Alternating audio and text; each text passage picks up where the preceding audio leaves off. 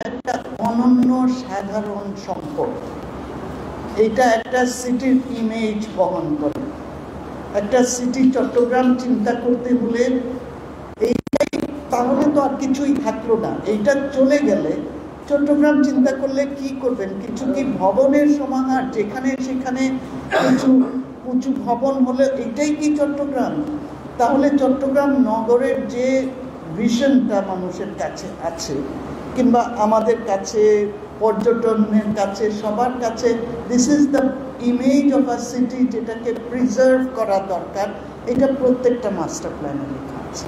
সুতরাং এখন আমাদের এর জন্য আমরা খুবই উদ্বেগ প্রকাশ করছি, কারণ সম্প্রতি সময় আপনারা দেখেছেন যে চারদিকে একটা ঘেরাটপ দেওয়া হয়েছে। প্রথমে তো গ্রিল করা হয়েছে, কিন্তু আমাদেরকে আশ্বস্ত করা হয়েছে যে এইটা উন্মুক্ত স্থান হিসাবে থাকবে। তারপরে দেখলাম এইটা সংরক্ষিত এলাকা বলে একটা সাইনবোর্ড ঝুলানো হয়েছে। তার মানে জনসাধারণের প্রবেশাধিকার আর নাই। এখন এর জন্য আমরা এই স্থানকে, এই নগর কেন্দ্র জনগণের হোক, এটা জনগণের মুক্তাঙ্গন হোক, এটা নিয়েই আমাদের মূল বক্তব্য। আমরা এখানে এটাই বলছি যে প্রথম কথা যেটা বলছি যে চট্টগ্রামের জনগণ এভরিডে বাড়ছে। আপনারা নিজেরা দেখছেন যে প্রত্যেক প্লটে যেটা একতলা কিংবা দোতলা বিল্ডিং ছিল, সেগুলো এখন 20 তলা 14 তলা যেটা হচ্ছে। তো চিন্তা করেন জনগণের অনুপাত কি ধরনের বাড়ছে নগর কেন্দ্রে। সেই অনুপাতে না বাড়ছে রাস্তা, না বাড়ছে উন্নত পরিসর, না বাড়ছে গাছপালা লাগাবার জন্য জায়গা। তাহলে তো এইটা সুস্থভাবে থাকার কোনো পরিসর হতে পারবে না। কিছুদিন পরে এর জন্যই আমাদের এত রোগ, এত ক্লিনিক, এত এইরকম তো কোনো শহরে, কোনো পরিশীলিত শহরে এত ক্লিনিক, এত ফার্মেসি আমি অন্তত দেখিনি। তো সেইটাই হচ্ছে, আমরা যদি হাঁটা ফেরার জায়গা না থাকে, এটা যে সবজায়ন না থাকে, বৃক্ষাদি না থাকতে পারে কোনো জায়গায়, এখন উন্মুক্ত জায়গা নিয়ে এক ধরনের স্বেচ্ছাচারিতা হচ্ছে। যেটার মালিক ঐতিহাসিকভাবে মালিক, তারা সেইটাতেই একটা ভবন তুলতেছেন, তাও ছোটখাটো ভবন না। এইগুলা সব ওই 12 তলা 14 তলা, এই সেম জিনিস সার্কিট হাউসে হচ্ছে, অন্যান্য চট্টগ্রামের সবগুলো হিলে হচ্ছে, এবং সার্সেল রোডে, জয় পাহাড়ে হচ্ছে। সব জায়গায় যে একটা নগরের যে ক্যারেক্টার ছিল সেইটাকে একদম কি বলবো ডিসরিগার্ড করা হচ্ছে। এইরকম তো একটা নগর, এইগুলাকে আমরা অবনয়ন করবো, এইটার মধ্যে আমরা দাঁড়াতে চাই। তো আজকের ঘোষণা এইটাই যে আমরা এইটাকে একটা মুক্তাঙ্গন চাই। এটার আশপাশে বাটালি হিল, সিআরবি, এই প্রত্যেকটা এলাকায় আমরা মুক্তাঙ্গন হিসাবেই দেখতে চাই। সেইটা যার জমি রেলওয়ে তার বিল্ডিং থাকবে, কিন্তু তার আশপাশে আরো ভবন বানাবে। এইটুকু বলেই আমরা এখন শেষ করি। এখন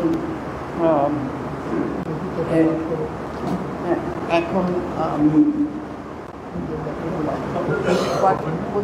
পরে আচ্ছা পাঠ করবো। আচ্ছা তাইলে আমি তো ভাবছি সবাই পেয়েছেন, সবার আরো আছে, যদি কারো লাগে দিতে পারে।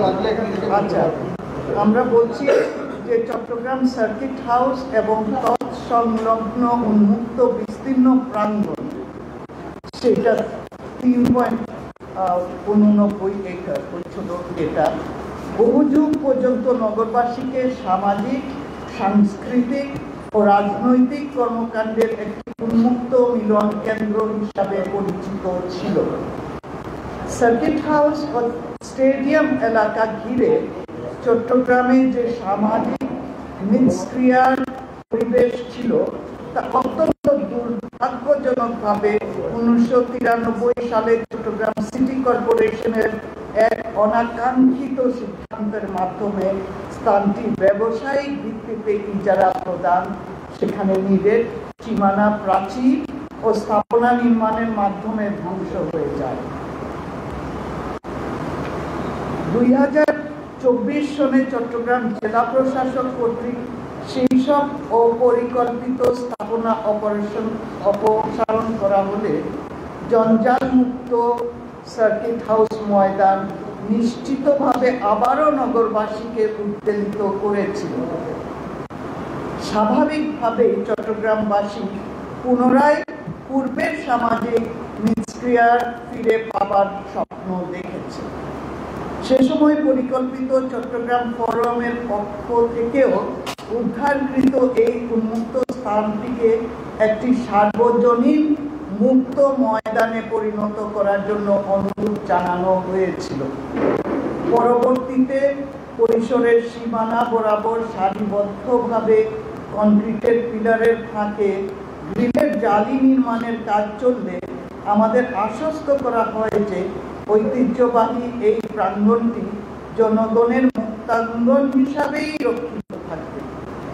কিন্তু অতি সম্প্রতি আমরা অত্যন্ত উদ্বেগের সঙ্গে লক্ষ্য করছি যে মুক্তাঙ্গনের সীমানার ভিতরে মালিকানা দাবিমূলক কর্তৃত্ব এবং জনসাধারণের প্রবেশাধিকারের উপর নিয়ন্ত্রণমূলক নির্দেশনা রয়েছে।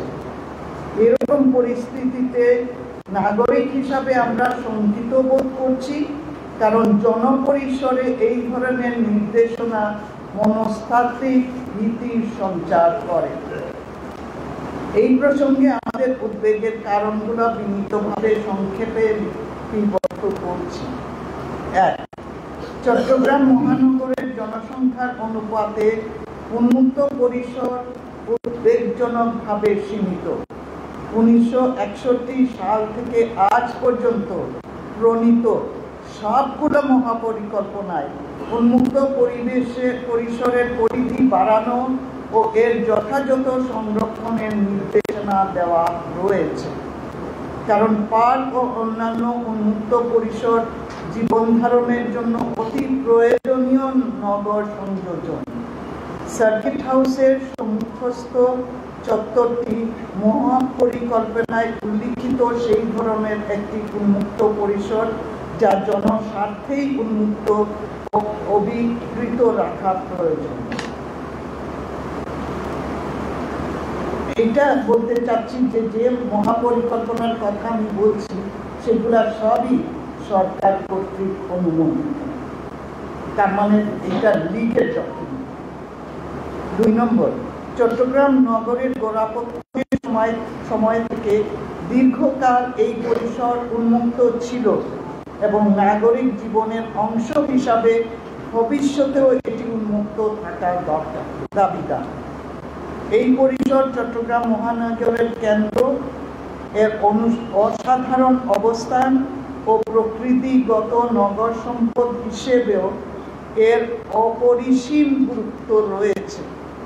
এটি চট্টগ্রাম নগরের একটি উল্লেখযোগ্য ল্যান্ডমার্ক হিসাবে গণ্য, যা একটি নগরের ভিজিবল ইমেজ হিসাবে নন্দিত ও পর্যটনে বিশেষ গুরুত্ব বহন করে।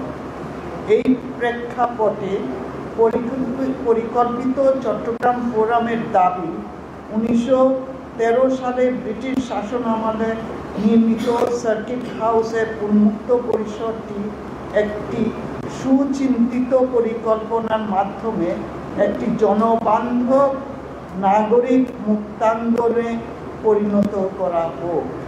সঙ্গত কারণেই সার্কিট হাউসের ঐতিহাসিক চত্বরে কোনো রকম স্থাপনা নির্মাণ না করে একটি সার্বজনীন মুক্তাঙ্গন হিসাবে ঘোষণা দেওয়া হোক। ধন্যবাদ।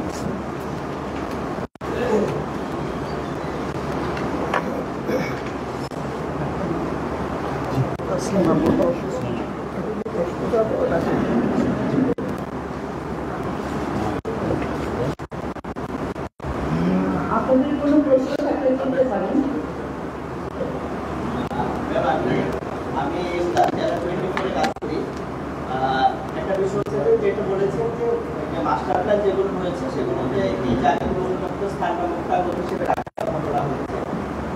এই প্রেক্ষিতে যেহেতু এটাকে মুক্তাঞ্চল হিসেবে রাখার জন্য নির্দেশ খাটানোটা মানে সেটা আসলে বিধি বা আইন লঙ্ঘন কিনা এক নাম্বার, আর দুই নাম্বার হচ্ছে আপনি যেহেতু সিডিএর বোর্ড মেম্বার আছেন সেক্ষেত্রে আসলে সিডিএর মাধ্যমে এটা করার কোনো সুবিধা আছে কিনা এই ব্যাপারে ব্যবস্থা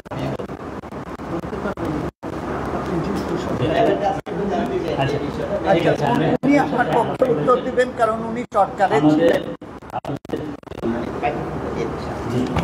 আমাদের যে আইন আছে কাছাকাছি এটার জন্য যে আইন আছে সেটা হচ্ছে মহানগর, বিভাগীয় শহর, জেলা শহর, পৌরসভা সহ দেশের সকল পৌর এলাকার খেলার মাঠ, উন্মুক্ত স্থান, উদ্যান, প্রকৃতি, জলাধার সংরক্ষণ আইন 2000। এই আইনে এই উন্মুক্ত স্থানের বিষয়টা ক্লিয়ারলি বলা আছে। এই আইনের 2-এর ক-তে উদ্যানের সংজ্ঞা দেওয়া আছে। উদ্যান অর্থ মাস্টার প্ল্যানে বা ভূমি জরিপের নকশায় উদ্যান বা পার্ক হিসাবে চিহ্নিত বা সরকার কর্তৃক সরকারি গেজেট প্রজ্ঞাপন দ্বারা উদ্যান বা পার্ক হিসেবে ঘোষিত, এটা হচ্ছে উদ্যান। আর উন্মুক্ত স্থানের সংজ্ঞা দেওয়া আছে মাস্টার প্ল্যানে, উপযুক্ত মাস্টার প্ল্যানে উন্মুক্ত স্থান হিসাবে চিহ্নিত সরকার কর্তৃক গেজেট প্রজ্ঞাপন, এই সমস্ত কথাবার্তা এখানে বলা আছে। তার মানে আমাদের যে যতগুলো মাস্টার প্ল্যান হয়েছে সব মাস্টার প্ল্যান গেজেটেড, এবং গেজেট হচ্ছে সরকারি জনগণকে অবহিত করার জন্য সরকারের পত্রিকা, যেখানে বলে জেনারেল অ্যাক্ট 1887 আছে যে জেনারেল গেজেটে কোনো কিছু প্রকাশিত হলে বাংলাদেশের প্রতিটি নাগরিক সেটা জানেন বলে ধরে নিতে হবে, সেটা হচ্ছে। এবং কর্তৃপক্ষ বলা হচ্ছে রাজধানী উন্নয়ন কর্তৃপক্ষ বা চট্টগ্রাম উন্নয়ন কর্তৃপক্ষ। তার মানে চট্টগ্রাম উন্নয়ন কর্তৃপক্ষ যে আইনটি, যে ঘোষণাটি দিয়েছে, এই ঘোষণা অনুযায়ী কিন্তু উন্মুক্ত স্থান আমাদের ইসের মধ্যে পড়ে এবং খেলার মাঠ এর কোনোভাবে সংজ্ঞাও দেওয়া হয়েছে, যেটা আমাদের শ্রেণী পরিবর্তনের বিষয়ে এখানে সংজ্ঞায় বলা আছে। ইন নো ওয়ে এটার কোনো শ্রেণী পরিবর্তন করা যাবে না। এবং ভূমি আইনে আছে public easement right. Public easement right হচ্ছে যে জায়গা দিয়ে আপনি হাঁটছেন, অন্তত কিছুদিনও হেঁটেছেন, ওইটা কিন্তু আমার জমি মালিকানা হলেও আমি কিন্তু বন্ধ করতে পারবো না। একটি হচ্ছে পাবলিক ইজমেন্ট, একটা হচ্ছে সুখাধিকার, যে আমি আমার সামনে থেকে বাতাস আসে, আপনি ওখানে বড় একটা ওয়াল করে দিয়ে চীনের প্রাচীর তৈরি করে আমার এই সুখাধিকার নষ্ট করতে পারেন না। এই স্থানটি যুগ যুগ ধরে, কারণ পেছনের যে স্থাপনাটি আছে নান্দনিক স্থাপনা, তার সাথে এটা সামঞ্জস্যপূর্ণ ছিল, এটা খোলা জায়গা। আপনারা যদি কল্পনা করেন যে আমাদের জাতীয় সংসদ, লুইকানের জাতীয় সংসদ ভবনের চারিদিকে আমরা উঁচু উঁচু বিল্ডিং বানিয়ে দিলাম, স্কাই স্ক্র্যাপার, সেটা কোনো অবস্থাতে যৌক্তিক হবে না। ঠিক একই কারণে চট্টগ্রাম এই সার্কিট হাউসের সামনের যে উন্মুক্ত স্থান আগে থেকে ছিল, সেটা অবশ্যই এই আইন অনুযায়ী তাকে ঠিক রাখতে হবে। ও এই আইনে যদি শ্রেণী পরিবর্তন করাটা একটা অপরাধ হিসেবে গণ্য করা হয়েছে, কগনিজেবল অফেন্স বলা হয়েছে। ধন্যবাদ। এই প্রেক্ষিতে জানার ছিল আর কি, ম্যাডাম যেহেতু সিডিএরও বোর্ড মেম্বার, সেক্ষেত্রে আসলে আইনের ব্যত্যয় যেহেতু যদি হয়ে থাকে বলে কোনো ব্যবস্থা নেওয়ার সুযোগ আছে। এইটা একটু সংবেদনশীল জায়গাটা এই জন্য যে এইটা আমাদের মানে ঐতিহাসিকভাবে এইটা আমাদের ক্যান্টনমেন্ট বোর্ডের পারমিশন লাগে। এই জায়গায় সিডিএর পারমিশনের বাইরে,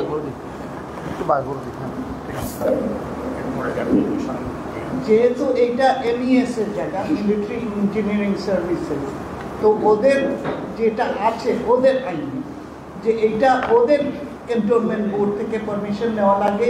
এর জন্য এইখানে সিডিএ কি মানে সিডিএর ওই কর্তৃত্বটা করছে না, এতদিন আমরা দেখি নাই করতে।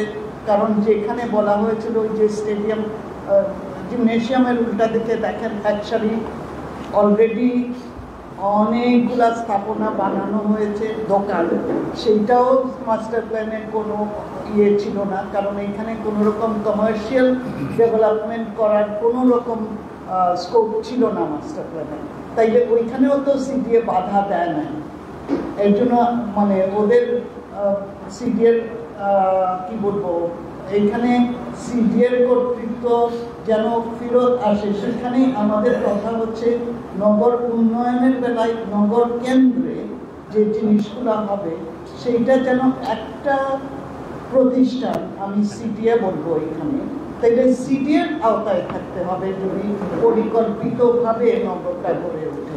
আর সংরক্ষিত এলাকার অবশ্যই ওইখানে মানে সিডিএর কিংবা অন্য কারো কি বলবো অন্য কারোর অধিকার নাই ওইখানে গিয়ে জিনিসটা করা, কিন্তু নগর কেন্দ্রের ভিতরে ঐতিহাসিকভাবে সেটা যারই জায়গা হোক, এটা রেলওয়ে হোক, এগুলা নন অপারেশন ল্যান্ড, ওইখানে সিডিএর মানে যে উন্নয়ন কর্তৃপক্ষ তার আওতায় এটার ব্যবহার সংরক্ষণ থাকা উচিত। একটু আমি অ্যাড করে দিই, এই আইনেই বলা আছে যে আপাতত বলবৎ অন্য কোনো আইনে যাহাই থাকুক না কেন এই আইন তদানীতে প্রণীত বিধান কার্যকর হইবে, but not standing anything mention in any other law, this law will prevail প্রিভেল। সো এই ক্ষেত্রেও সিডিএ তার এখতিয়ার প্রয়োগ করতে পারে, কারণ চ্যাপ্টার্ড এরিয়া বলে ক্যান্টনমেন্ট বোর্ডের অধীনে যেটা আছে সেখানে তার নিয়ন্ত্রণ যেভাবে থাকবে নিশ্চয়ই সিটি সেন্টারে এইরকম থাকবে বলে আমরা মনে করি না। আমরা কিছুই জানি না এটা নিয়ে। আমরা জানি যে বাইরে একটা ঘেরা টপ দেওয়া হয়েছে টিন দিয়ে, ভিতরে কি হচ্ছে এটা আমরা কিছু জানি না। এইখানে আমাদের উদ্বেগের জিনিস যে মানুষ এখন কি হয়, চারদিকে ঘেরা টপ দিয়ে কি হচ্ছে নাগরিকের জানার কোনো অধিকার নাই।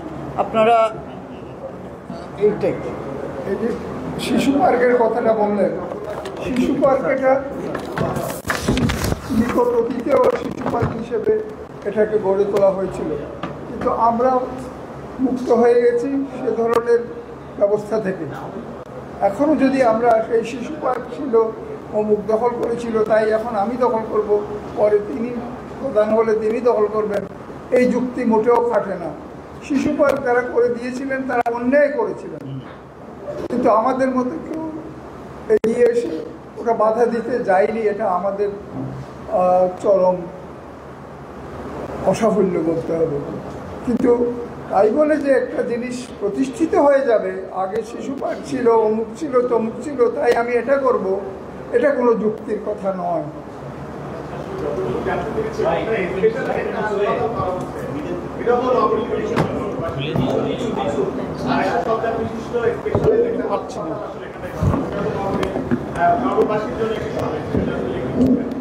কি জিনিস? হাসপাতাল এখানে তো হতেই পারে না। এখানে হাসপাতালের সঙ্গে কি আসে বলেন? হাসপাতাল করার জায়গা আমরা আগেও সিআরপির ভিতরে জনগণ প্রতিবাদ করে এটা মেনে নেয় নাই। কেন? কারণ পরিবেশগত দিক থেকে হাসপাতালের একটা বিশেষ জায়গা আছে, এখানে সবসময় এমার্জেন্সি ভেহিকেল আসবে, রোগী আসবে, এটার সঙ্গে মেডিকেল গার্বেজ আসবে। নগর কেন্দ্রে এরকম একটা জিনিস হাসপাতাল, এটা কোনো প্ল্যানিং শাস্ত্রে আমি দেখি নাই আর দেখতে চাইব, এটা আমরা মেনে নিব না। এরপরে মানে আমরা আমাদের ইয়ে থেকে অবস্থান থেকে আমরা এটা মানব না। হাসপাতাল জনসেবা করার জায়গা আছে, তো এটা জনসেবা বলে হাসপাতাল করার এখানে কোনো স্থান নয়।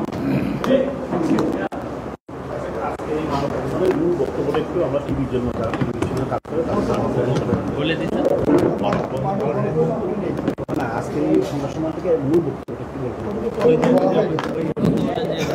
প্রথমেই আমরা বলেছি আজকের মূল বক্তব্য হচ্ছে ঐতিহ্যবাহী চট্টগ্রাম সার্কিট হাউস প্রাঙ্গণকে সার্বজনীন নাগরিক মুক্তাঙ্গন হিসাবে ঘোষণা করা হোক।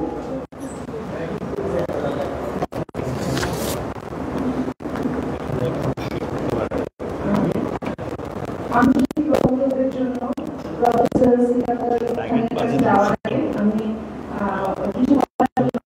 প্রফেসর মন্ত্রীকে বলতে চাই।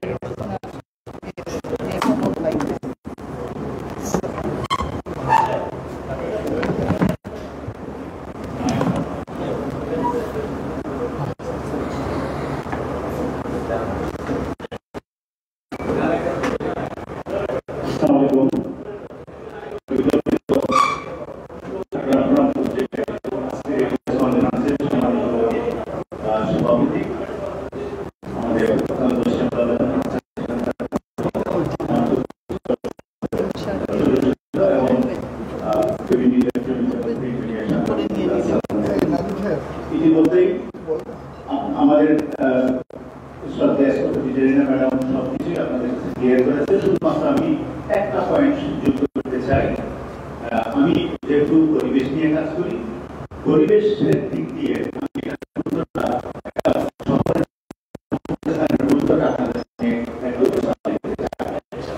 একটা নগরপথে আসলে বিভিন্ন রকমের গাড়ি, বিভিন্ন যানবাহনের প্রচুর কার্বন ডাইঅক্সাইড নিঃসরণ করে। এটার অক্সিজেন, এই কার্বন ডাইঅক্সাইড যদি শোষণ না হয় তাহলে কিন্তু টেম্পারেচার বেড়ে যায়। এই কার্বন ডাইঅক্সাইড শোষণ করার জন্য প্রত্যেকটা নগরের মধ্যে প্রায় 25% উন্মুক্ত স্থান দরকার। অর্থাৎ এই আমাদের যে এনভায়রনমেন্ট, আমাদের যে পরিবেশ, আমাদের তাপমাত্রা শোষণের জন্য আসলে এই উন্মুক্ত স্থানগুলো গুরুত্বপূর্ণ। সরকার মহানগরীতে এরকম উন্মুক্ত স্থান নেই। আমি ঘোষণা করা হোক। প্রত্যেকটা জায়গা থেকে টেম্পারেচার, তারপরে যে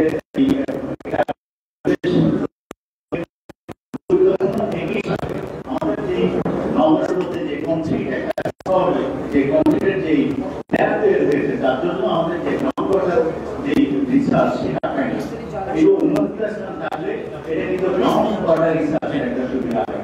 অর্থাৎ এটা তো এই দ্বিতীয় গুরুত্বপূর্ণ। আর দ্বিতীয়ত হচ্ছে আমাদের মধ্যে আমাদের মুক্ত স্থানে মানসিক একটা প্রশান্তির জায়গা। আমার মনে হয় এটা একটা ঐতিহাসিক জায়গা। আমাদের সাবেক প্রেসিডেন্ট জিয়া রহমানকে হত্যা করা হয়েছে, সেই দ্বিতীয়ত গুরুত্বপূর্ণ। আর এই বিল্ডিং তো ঐতিহাসিক অত্যন্ত গুরুত্বপূর্ণ চট্টগ্রাম নগরের জন্য। এই ঐতিহাসিক স্থান হিসেবে এটা সংরক্ষণ করার জন্য, এটাকে উন্মুক্ত স্থান হিসেবে ঘোষণা করার জন্য আমরা ধন্যবাদ।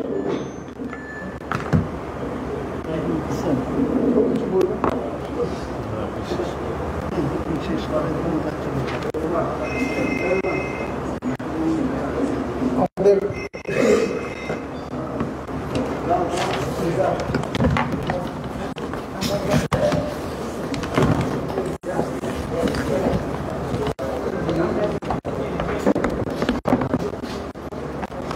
অতি অল্প সময়ের নোটিশে আপনারা এত সবাই এসছেন, তাতেই বোঝা যায় যে প্রেস আমাদের সঙ্গে আছেন এবং প্রেসের সবাই এই জিনিসটাকে খুবই গুরুত্ব সহকারে নিচ্ছেন। আমি শুরুতেই আপনাদেরকে ধন্যবাদ জানাই। আপনারা এই সকালে এসছেন এবং সময় মতো এসে আমাদের সব কথাগুলো নিয়েছেন এবং নিজেরা যে সমস্ত প্রশ্ন করার বিষয় ছিল জনসাধারণের পক্ষ থেকে সেসব প্রশ্নগুলো করেছেন এবং আশা করি আমাদের যে উত্তরগুলো পেয়েছেন সেগুলো যথাযথ হয়েছে। আমি এই পর্যন্ত যা বলবো, আমি এখানে যারা আছেন আমি সবার বয়োবৃদ্ধ। এখানে আমার হাই স্কুল জীবন শুরু হয়েছে চট্টগ্রাম শহরে। আমরা অ্যানুয়াল পরীক্ষার পর সেই Muslim high school, college school, কাজিমেরি স্কুল, মিউনিসিপ্যালিটি স্কুল, জেএমসেড স্কুল, জুনিয়র যত স্কুলের মানুষ সব পড়ে আর এইখানে এসে রেলওয়ে বিল্ডিংয়ের ওই জায়গাতে আমরা সমবেত হতাম। বছর অন্তত 1-2 বার এটা হতো এবং সবসময়ই এই ছেলেগুলি যে মাস 1-2 মাস ধরে পরীক্ষার জন্য গৃহবন্দী থেকে মুক্তি পাওয়ার দিন সন্ধ্যার সময় এই জায়গায় চলে আসতো। এটাই প্রমাণ করে যে সাধারণভাবে মানুষ মুক্তির অন্বেষণে আছে। আমাদের সেই মুক্তি পাওয়ার জায়গা কমে যাচ্ছে। আমাদের সন্তান সন্ততিদের জন্য আমাদের যে দায়িত্ব ছিল সেই দায়িত্ব থেকে আমাদের এটার জন্য সোচ্চার হওয়া উচিত। আর 2 নম্বর হচ্ছে মালিকানা। মালিকানা তো হতে পারে না। আপনার পুকুর যদি বাইরের লোক ব্যবহার করেন, আপনি হঠাৎ করে তার ব্যবহার বন্ধ করে দিতে পারেন না। আপনার মাঠে যদি আমরা যাই বেড়াই, আপনি হঠাৎ করে একদিন বেড়া তুলে দিয়ে বলতে পারেন না যে এটা আমার উঠান, এখানে আসবেন না। এটারও কিছু ব্যাপার আছে, এটা করে নিতে হয়। সুতরাং উন্মুক্ত বলছি, সবার জন্য উন্মুক্ত। আমি এটার মালিক বা আমাদের যে কোনো ডিপার্টমেন্ট, সরকারি ডিপার্টমেন্ট এটার মালিক, এটা বলার মানে হচ্ছে সরকারি ডিপার্টমেন্টের দায়িত্ব হচ্ছে ওটা রক্ষণাবেক্ষণ করা। ওটা যেন কেউ অন্যায়ভাবে এনক্রোচ না করে এবং সেটার জন্য ব্যবহার যেরকম ব্যবহার করার কথা ছিল সেই ব্যবহার, আমাদের এটার ব্যবহারের কথা এতদিন আমরা দেখে এসেছি কিভাবে ব্যবহার হতো এবং সেই ছিলাম কতগুলো রাস্তার অপর পাড়ে, সেখান থেকে এই মুক্তাঙ্গনে বসে ওরা চা পাঠাতো ওখানে, আগের কথা 30-40 বছর আগে থেকে ওরা নিজেরা নিজেদের জায়গা দখল করে বসার ব্যবস্থা করে দিত। আমরা বসতাম, যে যার ঘরে বসেছে সেই ঘরে অর্ডার দেবে। এইসব জায়গা থেকে এগুলো আমরা পেয়েছি এবং এটা সন্ধ্যার পরে কতক্ষণ তার যত সময় আছে আমরা উপভোগ করে যেতাম। এখানে কেউ এসে আমাদের বলতো না যে 8টা বেজে গেছে, ইউ মাস্ট লিভ, এরকম কথা বলার কেউ ছিল না এবং সারাদিন এটা উন্মুক্ত ছিল এবং থাকতো। সুতরাং এই যে এলাকাটা আমি বলছি, আমি ছোটোবেলা থেকে দেখেছি আশকার দিঘির পাড় থেকে, আশকার দিঘি ইনক্লুডিং, আশকার দিঘির এখন আমরা চোখে পানিও দেখি না, সেই আশকার দিঘির পাড় থেকে শুরু করে ওই পশ্চিমে যদ্দূর আছে জায়গা, রেলওয়ে বিল্ডিং বা ওটা ক্রস করেও ওগুলো সব আমাদের সাধারণ মানুষদের জায়গা ছিল। যাদের যখন অবসর হতো, ছাত্রদের যখন অবসর, অফিসারদের যখন অবসর, অন্যান্য ব্যবসায়ীদের যখন অবসর, তারা সেখানে যেতেন এবং সেটা তাদের সবার জন্য উন্মুক্ত ছিল। আজকে যদি কেউ এসে বলে যে এটা অমুক দিন থেকে আমি দখল করেছি সুতরাং আমার দখল হয়ে গেছে, এটা ঠিক হবে না। এবং এতদিন পর্যন্ত আমরা যে সমস্ত সরকারের অধীনে বসবাস করে আসছিলাম, আমরা সেই সব সরকারকে এখন ছুঁড়ে ফেলে দিয়েছি। সেই দিনের উদাহরণ আর টানবেন না। এখন সরকার বদল হয়েছে, আমরা নিজেরা নিজেদের জিনিসপত্রকে নিজেদের পছন্দ মতো গুছাতে চেষ্টা করছি। এখন আর ওই কথা বলে বাধা দিতে পারবেন না। আমরা আমাদের সম্পদ, সাধারণ মানুষের সম্পদ, এগুলো নিরীহ করে এগুলোর যে ব্যবহার হওয়া উচিত, বিজ্ঞান যেটা বলে সেইভাবেই ব্যবহার হবে এবং এটাই আমরা চাব। আমি যে কথা বলছি, আমাদের যে প্রধান উপদেষ্টা তিনি আমার 1 বছরের ছোট, তিনি ভিন্ন একটা স্কুলে পড়তেন। He knows everything more than any of us. আপনারা তো ছোট, অনেক বড়রা যারা বড় হয়েছে সবাই জানেন। সুতরাং আমরা এখন কাউকে বোঝাতে যেতে হবে না।